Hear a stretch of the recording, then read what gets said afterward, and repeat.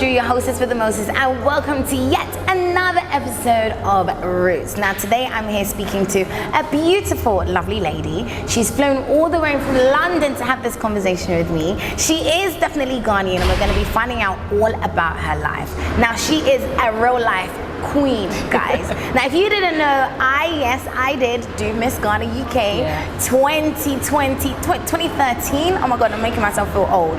But right now I have the current reigning queen of Miss Ghana 2022. Oh my goodness, girl, how are you? I'm fine, thank you. How are you? I'm good, and you're looking absolutely beautiful. I try. Now, before we get into the interview, guys, I'm in a beautiful location in Kokrobite. You guys already know how much I love travel, I love beach, I love water, and I am in a place called Candies. I'm about to sip some delicious pineapple juice. Freshly squeezed. Cheers, baby. Cheers, girl. Cheers. I'm about to get into the conversation, so we'll see you guys after this.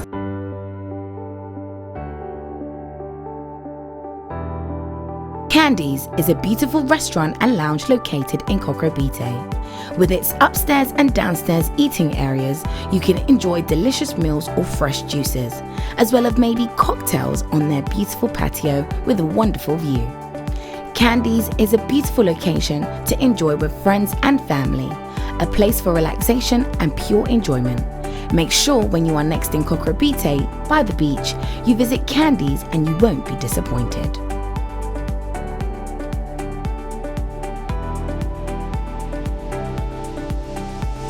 Right, so like I said, guys, I have the queen with me. She's here from London, and we're about to find out a little bit about her life and a little bit about her journey now that she is back in Ghana. So, madam, please can you introduce yourself to our lovely viewers that are watching all around the world? Oh, wow. Yes, the world, not just Ghana or London, the world. Okay. Hello, everyone. My name is Eunice Mami Adwa Boatsma Edipoku, your current Miss Ghana UK for 2022. So, apart from being Miss Ghana UK, I am a nurse, a registered nurse, a makeup artist. I also sing on the side, and I'm also into cocktails as well. You may be thinking, oh my gosh, she does everything, but yeah, that's literally my life at the moment. Well, we love that. We need a queen that is multi-talented. Literally, she can do so many things. So this is good. Now, talk to us a little bit about your life before you were Miss Ghana. So, who was Eunice before she even decided to apply to be Miss Ghana? Who was Eunice?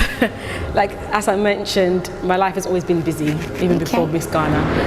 I was just a normal girl, working as a nurse, doing my makeup on the side, going up and down, doing my singing and everything. And I've always been busy, and there's never a time where I'm just sitting still. You know, my friends and family always say to me, Eunice, why do you always have something going on? I'm just that busy bee. I don't like sitting down. Okay. So this role, it's just fitting right into my busy, So, okay, that's interesting. Yeah. So you've always been a busy lady. Being busy is basically part of your DNA, let's say. Literally. And so what made you then apply to be Miss Ghana? Like why Miss Ghana of all the different pageants and all the different things you could have done to add to your schedule? Why Miss Ghana? Well, first of all, I'm Ghanaian. So to take part as Miss Ghana UK, it's obvious. And also, Miss Ghana UK has been running for 30 years now. It's the longest standing pageant in the UK at the moment, which deserves its accolades, because I know it's not easy for it to be consistent. I've always wanted to do Miss Ghana UK. The year that I actually wanted to do it was 2018. Wow. But some things happened and I wasn't able to apply at that time. So I thought, let me just carry on my life, and then when the time is right, I'll do it.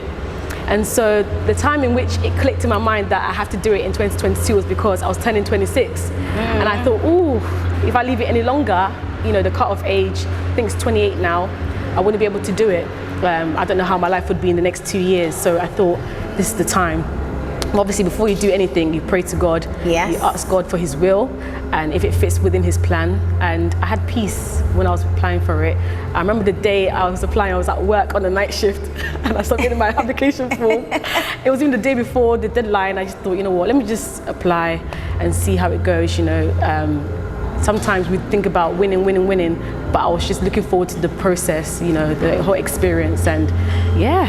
So tell us about the process. How has that changed you? What was the process like, and how has the Eunice before compared to the Eunice after Miss Ghana? Yeah, so the whole process from the time you apply, we started preparing for, you know, the show from summer, and we went through so many workshops, so many activities with the girls, and it was all about team building, building relationships, acquiring life skills as well, building your confidence. So the first rehearsal, we had to learn how to walk, and I thought I knew how to walk. But clearly, no, I think I had to walk in a straight line. With heels? With heels, being able to pose as well. I learned all of that, but apart from that, the life skills, you know, being able to, your confidence. We had people with different backgrounds, business, entrepreneurship, come and talk to us about how to make it in life, and it's been really inspiring. We even went to Brighton, we stayed together in an apartment, and we did so many activities, sports, and they had fun. Oh, we really had fun. We didn't get to do that in my time. Well, so sorry. It was really, really good. I think that was probably the highlight of the experience. But the Eunice before, I thought I could go for what I wanted. You know, I thought I was bold, I thought I was brave, but this experience really drew out another side of me. Yeah, another side of me. I really came out of my comfort zone. I really stepped out of my box, my little box that I was in as being a nurse, and just, yeah, and I realized, wow, there's so much out there that I could actually do for myself. Even being able to talk in public was something that I was not confident with. Oh, wow. Yeah, people say to me, oh, but Eunice, you sing on stage. I said, singing on stage is different, and speaking on stage is another thing. Yeah. And this process has just been, I actually don't have a word to describe it, but life-changing. It's been life-changing, you know. Oh, we love that. Yeah, okay, literally. nice. Yeah. So now you technically are the representative of Ghana in the UK. Woo. That is a bit of a big statement. When I think about it, I'm like, oh my She gosh. represents Ghana. When there's any other beauty pageant or whatever, she is the face of Ghana in the UK. Not me. So, what does Ghana or being Ghanaian mean to you? Wow. Being Ghanaian, I don't have one word, but I love being Ghanaian. I love it with all my heart, you know. I wasn't born here, neither did I live here, but being in the UK, born and raised, I've never ever taken it for granted, you know, being Ghanaian. I've always tried to be connected to my culture, my tradition. I'm always trying to learn more about being Ghanaian as a whole, not just my tribe, but as a whole. Being Ghanaian is important, it's my identity. You know, being black is one thing, but also being able to say where you're from, what your culture is another thing. So being Ghanaian is my whole being, really. Yeah. I breathe and live Ghana. Would you say it's impacted you in any way, especially living in the UK? Yes, I would say it gives me something to like hold on to, my history, my heritage, you know, sort of knowing where I'm coming from. I feel like being Ghanaian, the idea what people have, if you take time to really unbox what it means to be Ghanaian, it's a whole load of stuff. Yeah. And I'm like, wow. From the culture, to the food, to the language, the way we behave, everything. Everything. And it's truly an honor to be Ghanaian. I like that. It's an honor to be Ghanaian. Maybe I'll make that the title, guys. Yeah, I bless God. Wow. I was born Ghanaian. She's thanking God that she's Ghanaian. God. Yo, okay. Seriously. This is good. This is good. So now with every, of course, Miss Ghana pageant, you guys have a manifesto.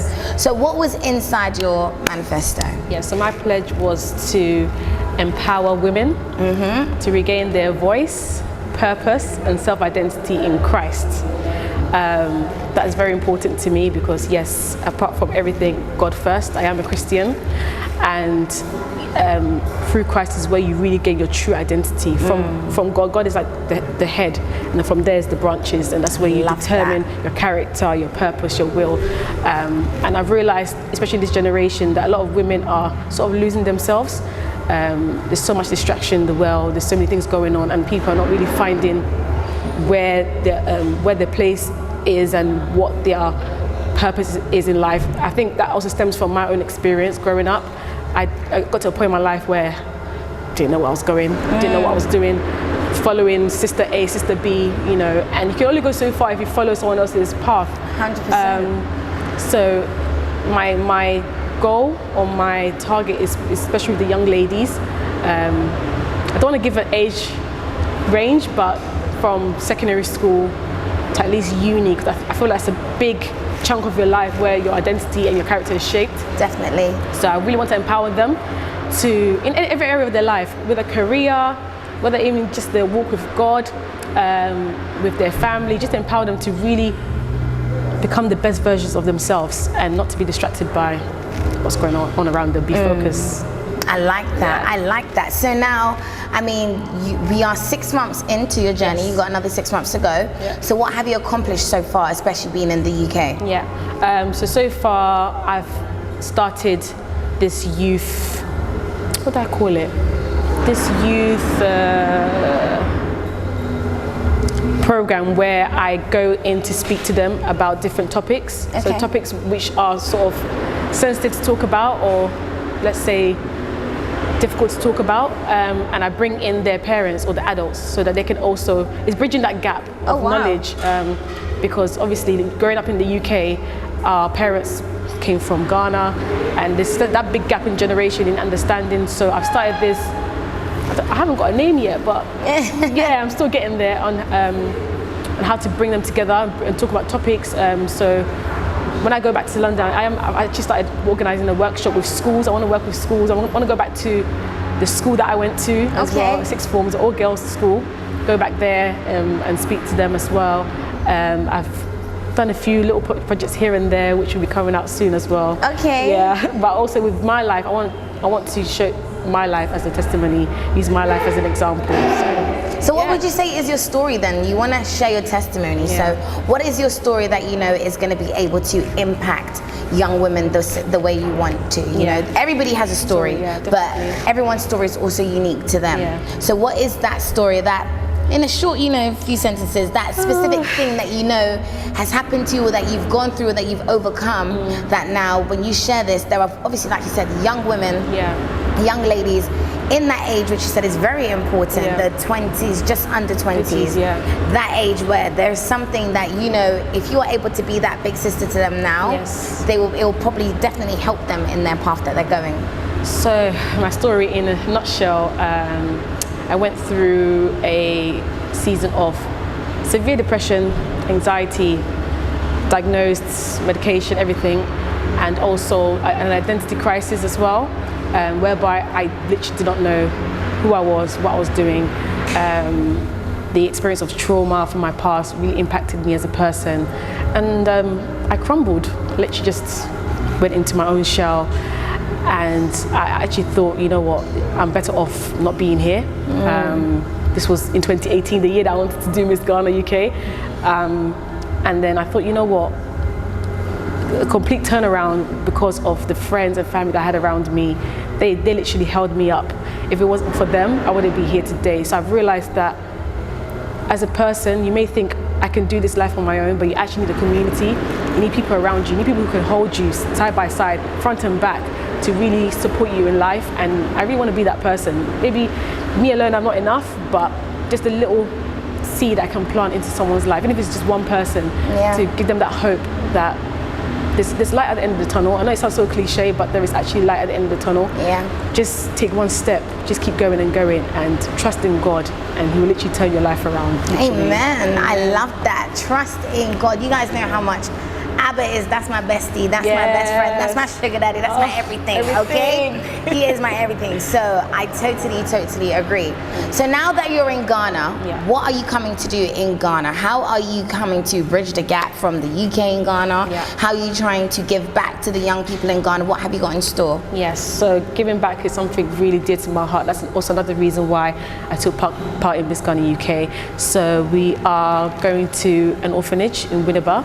So we started this campaign called the Pound for Pad campaign, which essentially is about donating pads and sanitary products to young girls in Ghana who may be unfortunate or not able to afford these products. You know, in the UK, we might take it for granted that we could just go into a shop and just purchase a pad, but there are many young ladies in Ghana who don't have that advantage. And as a young lady, whether you're poor or rich, you're going to have your period. It won't stop because you're in an unfortunate situation. So therefore, that's something that really did to my heart, you know, because being part of a woman, that's just is a natural thing. It shouldn't be a taboo. It shouldn't be something that we should struggle with. And so that's one of the campaigns that we have at the moment. We've raised some funds and some products as well, which thank you to everyone that donated. So we are on our way to Winneba.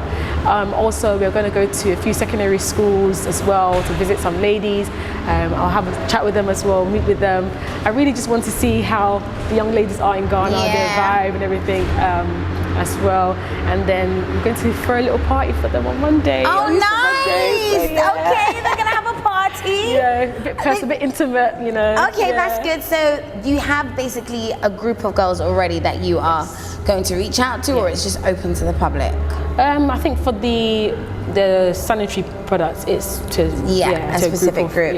Okay, this is interesting. Well, this is exciting. I'm really excited. We are excited on this journey. We do hope that you definitely are able to definitely continue with everything that you have promised or pledged to do, because you know what you have, the light that you have, somebody needs it. Like you said, even if it's just one person that is blessed, then that one person, you don't know how many lives that one person can change.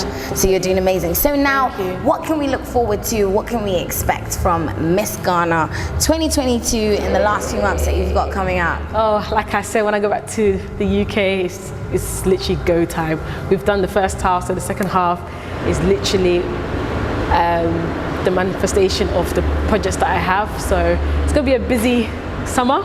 I really want to get the projects in before the schools break up and stuff like that, and really just set the foundation for the next queen as well. I think that's really important that the next queen has something to sort of not continue, but there's something there for her to sort of continue into her own little vision as well. So I'm going to document everything, so you'll be seeing more of it. We like that. So now there are probably lots of young people that are out there, young women in Ghana and the UK that are watching. Why would you recommend that they take part in Miss Ghana? Okay, why would I recommend them to take part in Miss Ghana UK is because it provides you that platform, provides you that visibility to really do what you need to do. Not saying you can't achieve it without it, but for me, it's really giving me that opportunity to network with people, to meet people who I would probably be shy to approach, be, you know, intimidated or not thinking I'm worthy enough to approach. But Miss Ghana UK has really given me that confidence, and not even just about the vision, but also what you achieve during the process, the life skills, the relationships that you build, the team, they're amazing, they're friendly. I love everything about it. And it also brings honor to yourself as well. So yeah, I recommend any young person out there, if you're thinking twice about it, don't think, just go and do it. Go and do it, because that's what I did. I was thinking twice, 3 times, and the years were going. So just apply and do it. I love that. I mean, also just to even add on that, being a former Miss Ghana UK, you know, top 5. Let me just. We was there. I was up there. Imagine. It's not easy. It really does actually boost your confidence. And if there is, I think you already know, Drew's always talking about there's nobody in this world that can do it like you. And it's better to have done it and it didn't work than to always sit down and be like, I wish. That or regret. that if word, we don't like that. So if there's anything that you want to do, whether it's Miss Ghana, whether it's sewing or starting a job or whatever, I encourage you to just start. Just go. If it doesn't work, it doesn't work. But then what if it does work? Exactly. What if it does work? Nobody has the talent or the gift that you have. So take it up, get that courage, get that boldness and do it. And literally an organization like Miss Ghana, it really does boost your confidence. Before I did Miss Ghana, I was already on radio and TV, but it gave me an extra like, I'm a somebody because I have done this, you know. I've got an extra boom because I have this under my belt. I'm a beauty queen. Oh my God. Oh my God. Oh my God. Guys, we have had so much fun. We're gonna continue having the chat, but it'll be off camera. We're gonna finish chilling at Candies. So make sure if you are in Ghana that you do find yourself in Candies Kokrobite. We're about to chop it up, we're about to eat, and we'll see you next time in another video. Thank you. Bye.